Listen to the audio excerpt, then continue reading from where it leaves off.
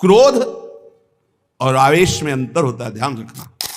क्रोध होता है जब अपनी इच्छा के प्रतिकूल कोई बात होती है, और आवेश होता है जब धर्म और इष्ट के प्रतिकूल। जैसे भगवान शंकराचार्य जी के पास एक भैरव उपासक आया और उसने कहा कि आप तो ब्रह्म स्वरूप हैं, शरीर में राग आपका है नहीं। बोले बिल्कुल नहीं। बोले आपकी गर्दन उतार करके मैं भैरव सिद्धि के लिए जब कपाल स्वाहा बोलूंगा तो मैं सिद्ध हो जाऊंगा, हमारा काम बन जाएगा, आपको तो शरीर से कोई मतलब नहीं। बोले अभी उतार लो। वो तैयार हुआ, तुम का रुको, अभी सब सेवा परायण शिष्य देख लेंगे तो तुम्हें मार डालेंगे। कल 4 बजे आना, मैं गंगा स्नान करके वृक्ष के नीचे पीपल के ध्यानस्थ होऊंगा, गर्दन उतार ले जाना। ऐसा ही हुआ। जे ही वो नजदीक आने के लिए खड्ग लेकर उद्यत हुआ, उसी समय स्वामी नरसिंहाश्रम जी को आवेश हुआ भगवान नरसिंह का, और स्नान कर रहे थे गंगा जी में, हुंकार मारी, छलांग मारकर पहुंचे और उठाकर पटक दिया, उस कपाली को फाड़ के फेंक दिया। और फिर शांत सन्यासी, फिर शांत सन्यासी। पूछा गया ऐसा? उनका मुझे कुछ पता नहीं। नरसिंह भगवान का आवेश एकदम तत्काल ऐसे, जो आवेश में वो क्रोध का नहीं होता। जब धर्म, राष्ट्र, इष्ट, इसके लिए नहीं कि साधु होकर के क्रोध करते हो, साधु होकर इष्ट की निंदा सुने, साधु होकर धर्म के विरुद्ध आचरण, शास्त्र प्रतिपादन। शास्त्र का स्वरूप क्या है? श्रद्धा, विश्वास, धर्म, इनकी स्थापना करना, इनकी भावनाओं को पुष्ट करके भगवत अनुराग में डुबोना। भगवत अनुराग में वाणी को बहुत ही संभाल करके, यहां समझना, इसलिए बोले भगवान शिव कह रहे हैं केचिद वदंति तस्यांशम ब्रह्म चिद्रूप मद्वयम। उपनिषद में जिस ब्रह्म तत्व का वर्णन है वो इन बिहारी जू के एक अंश से है। तद दशांशम महाविष्णु प्रवदंति मनीषिणः। मनीषी लोग जो शास्त्र के ज्ञाता जन हैं वो कहते हैं कि वृंदावन बिहारी श्री लालजू के 10 अंश से महाविष्णु का अवतार हुआ। तद दशांशम महाविष्णु प्रवदंति मनीषिणः, ये पद्म पुराण पाताल खंड। और सनकादि योगीश्वर अपने हृदय में जिन भगवान श्री हरि का चिंतन करते हैं वो भी, ये जो गर्दन टेढ़ी किए हुए, अधरों पर बंसी विराजमान किए हुए, ललित त्रिभंगी अनंत कामदेवों को भी मूर्छित करने की सामर्थ्य रखने वाले वृंदावन बिहारी जी, जो तिरछी चितवन से मंद मुस्कान के द्वारा करोड़ों कामदेवों की सुंदरता को ह्रास, उपहास, लघु कर रहे हैं। ये जो अपने अधरों में बंसी की ध्वनि कर रहे हैं, जो मुरली की ध्वनि से हमारे हृदय को प्रेमानंद में डुबो रहे हैं, त्रिभुवन को विमोहित कर रहे हैं, इनकी महिमा अगाध और अपार है। हे पार्वती जी, ऐसा भगवान शंकर। हे देवी, जिनके नखचंद्र किरणों की महिमा का वेद अंत नहीं पा सकते हैं, तो वेद प्रतिपादित धर्म में चलने वाले ब्रह्म ऋषि कैसे पा सकते हैं? उन्हीं भगवान श्री कृष्ण के संबंध में कुछ और बता रहा हूं, तुम सुनो और सुनकर मुदित, आनंदित हो। ये त्रिगुण माया से रचा हुआ अनंत ब्रह्मांड है उन्हीं श्री कृष्ण के द्वारा। उन्हीं श्री कृष्ण के द्वारा ब्रह्मा, विष्णु और मैं महेश्वर प्रकट हुआ हूं। जितने भी देवता, दैवी शक्तियां हैं, सब उनके करोड़वें अंश से उत्पन्न हैं। सृष्टि, स्थिति और संहार की शक्ति युक्त से ब्रह्मादि देवता, ये सब उन्हीं महान बिहारी जी के वैभव हैं, प्रभु के वैभव है, श्री कृष्ण के। श्री कृष्ण रूप का जो करोड़वां अंश है, उसका जो करोड़वां अंश है, उससे कामदेव उत्पन्न हुआ, जो पूरी सृष्टि को नचाए दे रहा है। सोचो, श्री कृष्ण के करोड़वें अंश के एक अंश के करोड़वें अंश से कामदेव प्रकट होकर पूरी सृष्टि को नचाए दे रहा है। वो श्री कृष्ण कितने सुंदर हैं। वो ब्रह्मांड में स्थित होते हुए किसको नहीं मोहित कर सकते? ऐसे श्री कृष्ण के श्री विग्रह की शोभामयी जो कांति है, उसके करोड़वें अंश से यह चंद्रमा और सूर्य का प्रकाश होता है। ऐसे तो तेजोमय है वो, ऐसे सुंदर है कि करोड़वें अंश के एक अंश से करोड़वें अंश में कामदेव का प्रादुर्भाव हुआ। श्री कृष्ण के प्रकाश के करोड़वें अंश से एक सूर्य, ऐसे परमानंद में रसामृत परिपूर्ण श्री वृंदावन बिहारी की महिमा का कौन पार पा सकता है? हे देवी, परम आनंद, परम चैतन्यता, विश्व ज्योति, ब्रह्मबोध, ये सब इन्हीं से प्राप्त होता है, इन्हीं से प्राप्त होता है। इनके श्री चरण कमल युगल नख रूपी चंद्रकांति मणि से निकलने वाली जो प्रभा, उसी तेज ज्योति में पूर्ण ब्रह्म में लीन बताया गया है। और ऐसे विश्व को मोहित करने वाले मदन मोहन, जिनके करोड़वें अंश में सब सूर्य चंद्र काम आदि देवी शक्तियां, इनको श्री राधा जी अपने अधीन किए हैं, इसलिए इनकी प्राण वल्लभा है। यही श्री कृष्ण में शक्ति संचार करके आद्या शक्ति मूल प्रकृति होकर अनंत ब्रह्मांडों का क्षण मात्र में सृजन कर देती है। देवी जैसे उनके अंश से मैं हूं, ऐसे श्री राधा के करोड़वें अंश से आप सब शक्तियों का, देवियों का प्रादुर्भाव हुआ। इसलिए सर्वोपरि राधा पद रज स्पर्श, महादेव जी सर्वोपरि राधा पद रज स्पर्श, ऐसे स्पर्श से ऐसे महामाधुर्य सिंधु श्री कृष्ण का रसास्वादन होता है। भगवत स्वरूपा श्री राधा जी की महिमा और उनके स्वरूप को कौन वर्णन कर सकता है, जब वेद ही श्री कृष्ण के लिए नेति नेति वर्णन करते हैं। ऊर्ध्वरेता परम बाल ब्रह्मचारी सनकादि ऋषियों ने भगवान ब्रह्मा जी की ब्रह्म सभा में पूजा करके कहा कि हे देव, मेरे हृदय में परम देवता की जानने की इच्छा है। पर देवता जिससे सब शक्तियों का प्रादुर्भाव होता है, सृष्टि का हेतु भूता जितना भी सामर्थ्य शक्तियां हैं, ये सब कहां से प्रकट होती, कौन है इनका प्रकट करने वाला? श्री उपनिषदों में राधिकोपनिषद। सनकादि के प्रश्न को सुनकर ब्रह्मा जी बोले, पुत्र वैसे तो ये बहुत गुह्य विषय है, गुप्त विषय है, अत्यंत गुप्त रहस्य भी अधिकारी के सामने बोल देना चाहिए। और तुम अधिकारी हो, क्योंकि निष्काम निर्विकार सच्चिदानंद स्थिति में हर समय स्थित रहते हो, पर तुम किसी और के सामने प्रकट मत करना। देखो हर जगह पहले शर्त रख ली गई, इसे गुप्त रखना। जो हृदय संशय शून्य, रसग्राही, गुरु भक्त, शास्त्र के अनुसार चलने वाला, निष्पाप, उस अधिकारी को परमदेव श्री कृष्ण का यश सुनाना। ऐश्वर्य, यश, श्री, धर्म, ज्ञान और वैराग्य, इन 6 ऐश्वर्यों से परिपूर्ण भगवान श्री कृष्ण की महिमा सुनाना।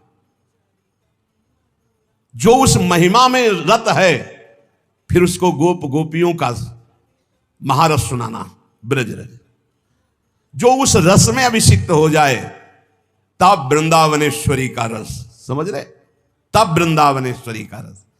अखिल ब्रह्मांडों के अधिपति जिन्हें नारायण कहा गया है, ये हमारे प्रभु वृंदावनाधीश्वर के एक अंश से हैं। वे प्रकृति से भी प्राचीन और नित्य नवीन हैं। उनके आह्लाद का नाम है राधा। संधिनी, ज्ञान, इच्छा, क्रिया, ये बहुत सी शक्तियां हैं। ये आह्लाद अंतरंग भूता श्री राधा रूप में विराजमान है। श्री कृष्ण के द्वारा इनकी आराधना होती, इन्हें इसलिए इन्हें श्री राधा कहते हैं। श्री कृष्ण सदैव आराधना में तत्पर रहते हैं, श्री कृष्ण का सदा समाराधन करते हैं। ये गांधर्वा जितनी श्री कृष्ण पटरानियां द्वारिकाधीश के हैं, ये सब इनके अंश से प्रकट हुई हैं। श्री राधा और रस सागर श्री लालजू, ये एक प्राण, एक मन, 2 तन, एक रुचि, एक स्वभाव, एक वय, लीला के लिए 2 बने हुए हैं। ये मैं बहुत गुप्त बात बता रहा हूं। ये जनसाधारण को, मूर्तम और महामूर्खों को कभी भी इसका श्रवण मत कराना। जो राधा किशोरी के इन 28 नामों का जप कर ले, तो विश्व की कोई भी ऐसी कामना नहीं जो पूर्ण ना हो जाए। अनुभूत विषय आज का नहीं, ये वृंदावन आने के पहले का, क्योंकि पूज्य भाई जी श्री हनुमान प्रसाद पोद्दार जी के आदर्श में हम चल रहे थे, उनको जैसा वो निर्देश कर रहे। ये 28 नाम जिह्वा पे नाचते रहते थे। प्रारंभ में जो हितधाम से जुड़े हों उनको पता होगा, 28 नाम कभी कभी हम उच्चारण कर देते थे।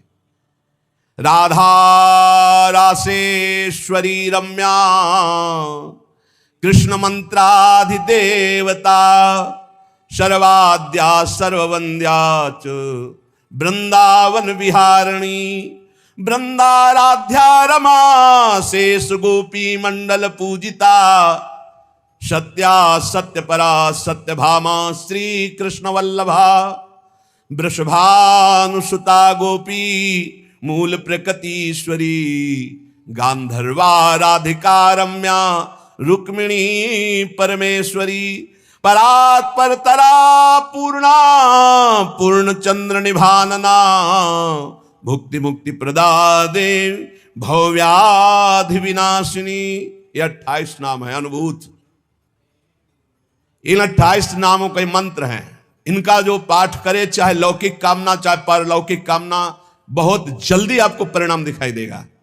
ये राधा किशोरी जी के 28 नाम श्री राधिकोपनिषद में ब्रह्मा जी सनकादि को उपदेश कर रहे हैं। परिणाम फलस्तुति में लिखा है भुक्ति मुक्ति प्रदा। भोग चाहिए तो भोग मिल जाएगा, मोक्ष चाहिए तो मोक्ष। और भवव्याधि विनाशिनीम, आवागमन चक्र से मुक्ति हो जाएगी। और हर व्याधि विनाशिनीम, इस संसार चक्र में जितने रोग हैं सबको शासन में रखने के लिए ये नाम पर्याप्त है। तुम्हारे ऊपर इनका प्रभाव नहीं पड़ पाएगा। ये 28 नामों का जो पाठ करता है वो जीवन मुक्त महापुरुष हो जाता है। भगवान ब्रह्मा जी ने उपदेश किया शनकादि को। राधा, राशेश्वरी, रम्या, कृष्ण मंत्राधिदेवता, सर्वाद्या, सर्ववंद्या, वृंदावन बिहारिणी, वृंदाराध्या, रमा, अशेष गोपी मंडल पूजिता, सत्या, सत्यपरा, सत्यभामा, श्री कृष्ण वल्लभा, वृषभानुसुता, गोपी, मूल प्रकृति, ईश्वरी, गांधर्वा, राधिका, आरम्या, रुक्मिणी, परमेश्वरी, परात्पर, पूर्णा, पूर्णचंद्र निभानना और भुक्ति मुक्ति प्रदा भवव्याधि विनाशिनी। 28 नाम मात्र जपने से समस्त कामनाओं की पूर्ति। ये तो हम आह्लाद का वर्णन कर रहे हैं।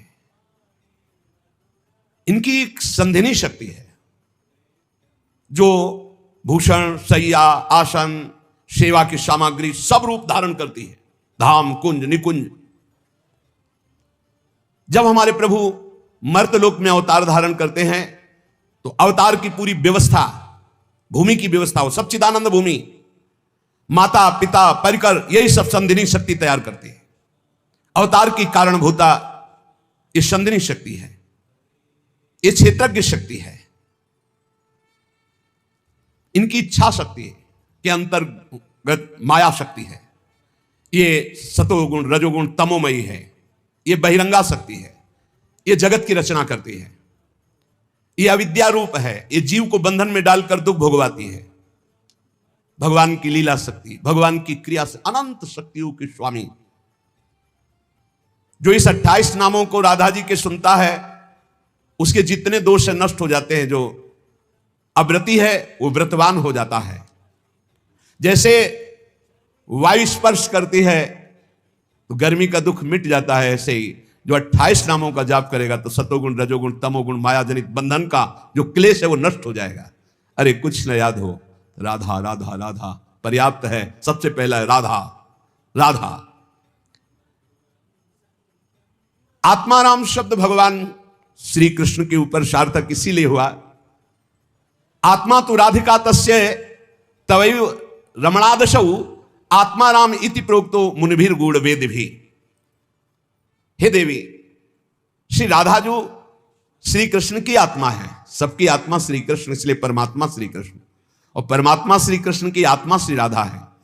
इसीलिए उनको राधा रमण कहते हैं, क्योंकि वो आत्मा राम है, अपनी आत्मा से रमण करते हैं। उनकी आत्मा कौन है? राधा जी है। रहस्य रस के मर्मज्ञ रसिक जन, इसीलिए श्री कृष्ण को आत्मा राम कहते हैं।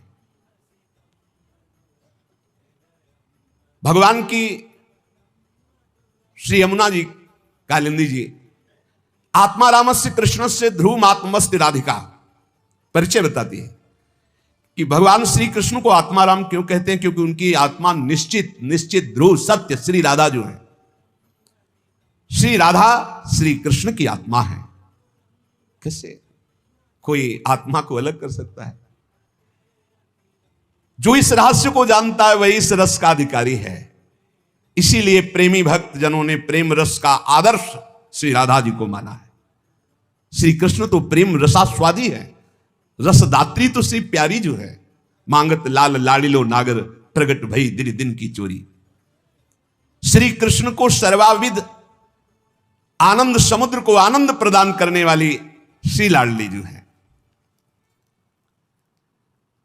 नित्य रासेश्वरी नित्य निकुंजेश्वरी श्री राधा किशोरी की प्रति जो जरा भी भेद बुद्धि करता है वो कभी भक्ति मार्ग में तो चल ही नहीं चल सकता, उसके चलने का अधिकार ही खो जाता है। और श्री कृष्ण की अर्चना करने का अधिकार कदापि नहीं। कृष्णार्चा या नाधिकारो यतो राधार्चनम बिना वैष्णवै सकलै तस्मात् कर्तव्यम राधिकार्चनम। कृष्ण प्रणाधिका देवी तद अधीनो विभुर्यतः रासेश्वरी तस्य नित्यम तया हीनो न तिष्ठति राधनोति शकलान कामास तस्माद राधेति कीर्तिता। श्री लालजू की श्री कृष्ण की पूजा का अधिकार उसी को प्राप्त होता है जिसने राधा जू का नाम लिया, राधा जू के चरणों की वंदना की, वही श्री कृष्ण पूजा का अधिकारी है। श्री किशोरी जू की पूजा किए बिना श्री कृष्ण की पूजा का वो अनाधिकारी है, अधिकार ही नहीं माना जाता। जिसने किशोरी जी की पूजा नहीं की कभी प्रेम प्राप्त नहीं कर सकता। श्री कृष्ण प्रेम प्राप्त नहीं कर सकता बिना राधा जू की कृपा के। इसलिए वैष्णव मात्रों का कर्तव्य, जितने भी वैष्णव हैं, कि वो श्री किशोरी जू का नाम ले, किशोरी जू की अवश्य पूजा करे, जिससे लालजू प्रसन्न हो जाते हैं। यदि राधा राधा कहोगे तो श्री कृष्ण कभी जाएंगे ही नहीं, आपके समीप ही रहेंगे। और कृष्ण अर्चना का अधिकार उसी को है। श्रीमद देवी भागवत कृष्णार्चाया नाधिकारो यतो राधार्चनम बिना वैष्णवै सकलै तस्मात् कर्तव्यम राधिकार्चनम। कृष्ण प्रणाधिका देवी तद अधीनो विभुर्यतः। श्री राधा श्री कृष्ण की प्राणों की अधिष्ठात्री देवी हैं। कारण भगवान श्री कृष्ण राधा के अधीन हैं। ये रासेश्वरी भगवान रास बिहारी को अपने अधीन किए हुए हैं। इनके बिना भगवान की सत्ता ही नहीं है। कैसे, कौन सा ज्ञान प्राप्त किया जाता है शास्त्रों से जिससे ऐसे महामहिम महिमा को न जानकर के हम इधर उधर भटकने लगते हैं, संकटों में फंस जाते हैं, हमारी बुद्धि संशयों में फंस जाती। संशय संकट है। श्री राधा के बिना भगवान की सत्ता ही नहीं। शिव से मात्रा हटा दो, शक्ति हटा दो, क्या बचा? 100। शक्ति लगाओ शिव। तो शिव और शक्ति को कभी अलग किया ही नहीं जा सकता। ऐसे ही प्रेम और राधा, प्रेम बपू, प्रेम स्वरूप श्री कृष्ण और प्रेम का सर्वस्व सार राधा, प्रेमाधीन श्री लालजू। राधा के बिना श्री कृष्ण की सत्ता ही नहीं। मैं राधा के बिना भगवान के बिना शक्ति ही नहीं। संपूर्ण कामनाओं की सिद्धि श्री कृष्ण आराधकों की भी राधाजू से ही पूर्ण होती है। श्री राधा श्वेत चंपा कुसुम के सदस्य, गौरवर्ण, करोड़ करोड़ शारदी शशि के गर्भ का अपहरण करने वाली, एक साथ करोड़ करोड़ चंद्रमा शरद ऋतु के प्रकट हो तो उनकी भी चांदनी के गर्भ का अपहरण राधा मुखारविंद। श्री अंगों की असंख्य चंद्रमाओं की कांति झलमल झलमल हो रही है। शरद ऋतु के खिले हुए कमल के समान अधर बिंब के फल के सदस्य, कैसा सुंदर स्वरूप श्री राधा किशोरी का। और दिव्य नील साड़ी धारण किए हुए है, प्रसन्न मुखारविंद, मनमोहन के नेत्र इनके नेत्रों में अर्पित हैं। मुको तो भावती ठोर प्यारे के नयनन में, प्यारो भयो चाहे मेरे नयनन के तारे। श्री स्वामिनी जू नमस्ते परमेशानि रास मंडल वासिनी रासेश्वरी नमस्ते स्तु कृष्ण प्राणाधिक प्रिय नमस्त्रैलोक्य जननी प्रसीद करुणार्णवे ब्रह्म विष्णवाद भीर देवैर वंद्यमान पदाम्बुजे नमः सरस्वती रूपे नमः सावित्री शंकरी गंगा पद्मावनी रूपे षष्ठी मंगल चंडिके नमस्ते तुलसी रूपे नमो लक्ष्मी स्वरूपिणी नमो दुर्गे भगवती नमस्ते सर्वरूपिणी मूल प्रकृति रूपाम त्वाम भजामः करुणार्णवाम संसार सागरादस्मात् दुद्धराम दयाम कुरु। ये श्री रासमंडल वासिनी परम ईश्वरी श्री राधा जी है। बड़भागी है जो इनको नमस्कार करता है। ये रासेश्वरी कृष्ण प्राणाधिक प्रिय है, श्री कृष्ण को अपने प्राणों से भी अधिक प्यारी है। जितनी त्रिभुवन में मां है सब हमारी किशोरी जी के एक वात्सल्य समुद्र के एक अंश वात्सल्य से है। ब्रह्मेश्वरादि सुदरूह पदारविंद, कैसे ब्रह्मा विष्णवादिभिर देवैर वंद्यमान पदाम्बुजे नमः सरस्वती रूपे नमः सावित्री शंकरी। यही हमारी श्री जी के अंश से सरस्वती जी प्रकट हुई, यही हमारी श्री जी के अंश से सावित्री, दुर्गा, भगवती, अंबा, चामुंडा, कुष्मांडा ये सब प्रकट हुई। गंगा पद्मनी रूपे, यही अपने एक अंश से गंगा जी के रूप। षष्ठी मंगल चंडिके, यही देवी षष्ठी के रूप में, यही चंडिका के रूप में, यही मंगला देवी के रूप में। नमस्ते तुलसी रूपे, यही वृंदा रूपिणी है, यही तुलसी रूप। नमो लक्ष्मी स्वरूपिणी, इन्हीं के अंश से लक्ष्मी प्रकट। नमो दुर्गे भगवती, यही दुर्गा स्वरूप। नमस्ते सर्वरूपिणी, यही सब माताओं के रूप में है। मूल प्रकृति रूपा त्वाम, आपके ही अंश से मूल प्रकृति। भजामह करुणार्णवाम, हे करुणा मैं आपका मैं भजन करता हूं। संसार सागरा दस्मात् दुद्धराम दयाम कुरे, हे करुणामयी दया करो मैं संसार समुद्र से मुक्त हो जाऊं। अभी तो मांग है, अभी श्री जी के प्रेम वाली बातें ही बहुत दूर है। इसलिए ये कृष्ण स्वरूपिणी कृष्णाल्हादिनी हमारी श्री स्वामिनी जो देवर्षि नारद जी भगवान शंकर के दर्शन करने कैलाश गए, तो जब महापुरुषों का मिलन होता है तो गूढ़ चर्चा होती है। भगवान शिव ने नारद जी से कहा क्या सुनना चाहते हो? बोले प्रभु आज जो जिस आनंद में आप मगन हो सुनाओ। भगवान शिव ने कहा यथा ब्रह्म स्वरूपस्य श्री कृष्ण प्रकृते परः तथा ब्रह्म स्वरूपाचा निर्लिप्ता प्रकृते परः आविर्भावस्तिरो भावस् तस्याः कालेन नारद नाकृतिमाच सा नित्या सत्य रूपा यथा हरि। हम तुम्हें राधा जस सुनाते हैं आज। भगवान शिव कह रहे हैं जैसे ब्रह्म स्वरूप श्री कृष्ण प्रकृति से परम अतीत है, ऐसे ही ब्रह्म स्वरूपा निर्लिप्ता प्रकृति से अतीत ये श्री राधा है। नारद जब समय समय पर भगवान अवतार लेते हैं तो उनके साथ उन्हीं के अंश से ये राधा किशोरी अवतार लेती है। हरि नित्य है, सत्य स्वरूपा है, तो ये राधा रासेश्वरी रम्या रामाच परमात्मनः रासोद्भवा कृष्ण कांता कृष्ण वक्षा स्थल स्थिता कृष्ण प्राणाधिदेवी च महाविष्णु प्रसूरपि सर्वाद्या विष्णु माया च सत्या नित्या सनातनी ब्रह्मस्वरूपा परमा निर्लिप्ता निर्गुणा परा। परमात्मा की परा देवी ये राधा है, ये रासेश्वरी, ये रम्या, ये रामा, ये कृष्ण कामिनी, रासोद्भवा कृष्ण कांता कृष्ण वक्षा स्थल स्थिता कृष्ण प्राणाधि देवी, और इन्हीं से महाविष्णु का प्रादुर्भाव होता है। ये महाविष्णु की भी जननी है। सर्वाद्या विष्णु माया च सत्या नित्या सनातनी ब्रह्मस्वरूपा परमा निर्लिप्ता निर्गुणा परा। ये ब्रह्म स्वरूप है, परम निर्लिप्त है, निर्लेप है, कोई भी प्राकृत गुण इनका स्पर्श नहीं कर सकता। ये परा है, ये वेदातीत तत्व है। नारद अंतरंगैस्तथा नित्य भूतैस्तैश्चिदादिभिः गोपनादुच्यते गोपी राधिका कृष्ण वल्लभा। ये श्री कृष्ण प्रिया राधा अपनी चैतन्यता से ही सबको चैतन्यता प्रदान कर रही है। जितनी शक्ति है जिसमें भी, जितनी जहां तक, वो सब इन्हीं से प्रकट है। और ये सबसे बिलग भी अत्यंत रहस्य है, गोपनीय है, इसीलिए इनका शास्त्रों में एक नाम गोपी कहा गया है। गोपनाथ दुच्यते गोपी राधिका कृष्ण वल्लभा। ये जो कृष्ण वल्लभा श्री राधा है, इनको गोपी कहा गया क्यों?